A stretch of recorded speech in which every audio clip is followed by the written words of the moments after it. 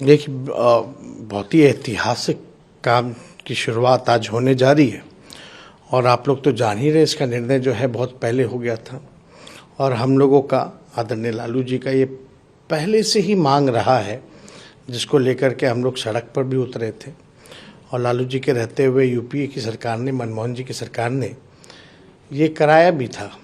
Caste based सर्वे जो census जो है वो कराया गया था, उसमें सारी चीज़ें थी, लेकिन बाद में भाजपा के लोगों ने इसको, डेटा को करप्ट बता दिया।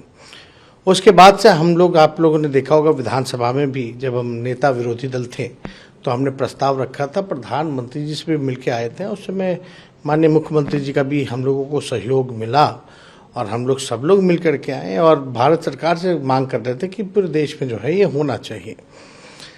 तो आप जान ही रहे हैं, भाजपा जो है गरीब विरोधी है। ये लोग नहीं चाहते थे कि जाति जनगणना जो है वो हो। पूरी कोशिश इन लोगों ने की कि किसी भी प्रकार से जो सही आंकड़े हैं लोगों के पास पेश ना हो सके। चाहे इनकी सरकार आई तो मनमोहन जी की सरकार वाली जो रिपोर्ट आई थी, सर्वे जो हुआ था सेंसस, उसको इन लोगों ने डेटा को करप्ट कर दिया। जब हम लोग गए तो भी आपने देखा होगा कि भाजपा कैसे मटिया रही थी। लेकिन अब आज इसकी शुरुआत हो रही है और इसका नाम दिया गया है कास्ट बेस्ड सर्वे। और एक एक चीज़ की जानकारी जो है माननीय मुख्यमंत्री जी ने भी बताया ही है, सारी बातें विस्तार रूप से, कि इसको एक एक चीज़ उपजाति से लेकर के हर चीज़ और आर्थिक चीज़ को भी इसमें जो है जोड़ा जा रहा है।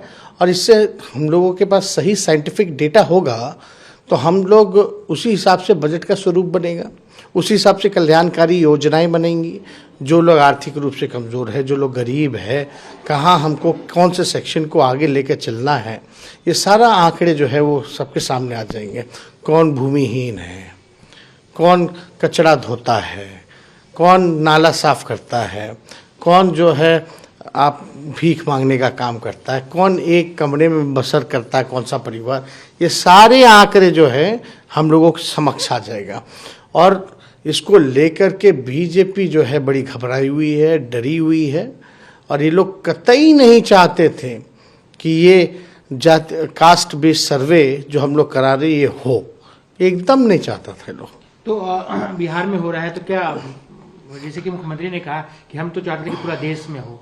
नहीं, हम लोग का तो पूरे देश में मांग शुरू से ही रहा है। और जब प्रधानमंत्री जी से, जब मेरे प्रस्ताव के बाद मुख्यमंत्री जी और सभी दल के लोग गए मिलने, तो यही बात थी कि भाई पूरे देश में कराई जाए। तो उस समय तो आप लोग सब लोग जान रहे हैं कि केंद्र सरकार ने पार्लियामेंट में ही मना कर दिया कि भाई नहीं कराएंगे।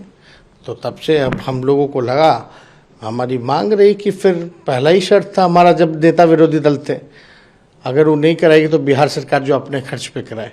तो हमें खुशी है आज हम लोग सरकार में हैं और माननीय नीतीश जी के नेतृत्व में हम लोग सब लोग जब साथ में हैं तो इसकी शुरुआत की जा रही है। बीजेपी कह रही है कि आप लोग भलाई के लिए नहीं कर रहे हैं, एक राजनीतिक एजेंडे के तहत कर रहे हैं। नहीं, बेवकूफ़ी वाली बात है, फायदा है, इससे बेवकूफ़ी वाली बात है। उन लोगों को कुछ समझ में आता है नहीं, कुछ भी बोलना है, विरोध करना है तो वो करते रहते हैं। साइंटिफिक डाटा क्यों नहीं होना चाहिए किसी के पास?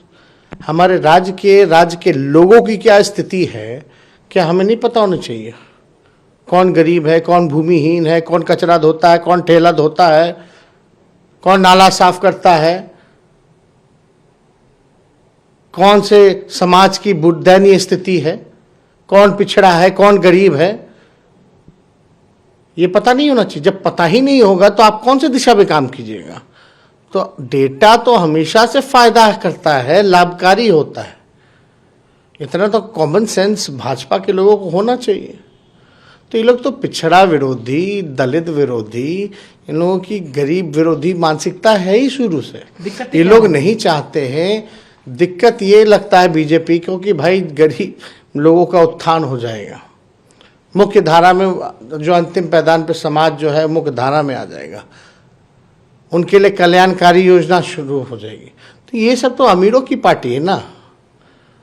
एक अंतिम सवाल, मुख्यमंत्री जी समाधान यात्रा पर निकले, इसका देश यात्रा पर निकलेंगे, कई तरह के कयास लगाए जा रहे हैं, कई सवाल उठाए जा रहे हैं कि अब मुख्यमंत्री जी चले जाएंगे, बिहार की गद्दी आपको सौंप देंगे। अब जिसको जो कहना है वो कहने पे कोई पाबंदी तो है नहीं, लेकिन माननीय मुख्यमंत्री जी ने स्पष्ट कर रखा है कि उनका क्या उद्देश्य है बिहार घूमने का।